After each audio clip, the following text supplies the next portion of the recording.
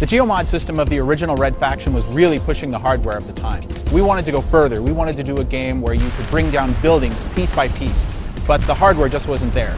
So when we started hearing about the capabilities of the PlayStation 3 and the Xbox 360, then we decided to reopen up the franchise with a whole new destruction system. As you're playing through other games that tout destruction, you'll find that what you're seeing in all cases is a special effect. When you get into Red Faction Guerilla, what you'll find is a true physics-based and stress-based destruction system.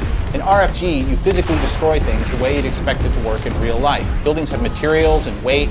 They creak and groan when they're under stress. They come down based on where the damage occurred. It is just based on a series of physical rules. Because we built the system in such a generic manner, you can do any number of different types of damage. They're going to get applied in the same way. Everything that you do to cause destruction in the world is done because of where you place that charge, where that explosive round hit the structure. If you can pick out the structural elements on a building, place your charges appropriately, you're going to take that thing down much more easily than just with randomly placed charges.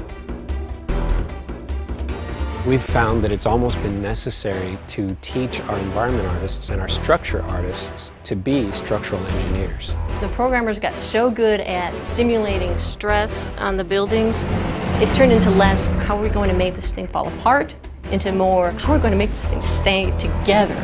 Say, for example, I have a two-story building that's just full of glass on the first story and then a cement wall above that, and then on top of that a roof and maybe a smokestack. If I don't create the appropriate infrastructure of I-beams and metal braces and firm foundation, I put this in game, it's going to fall apart on itself. Our stress system kicks in, the weight of the materials are calculated, the thickness of the materials all comes to play, and it just can't support itself. We become less and less just a 3D structure artist and more like architects.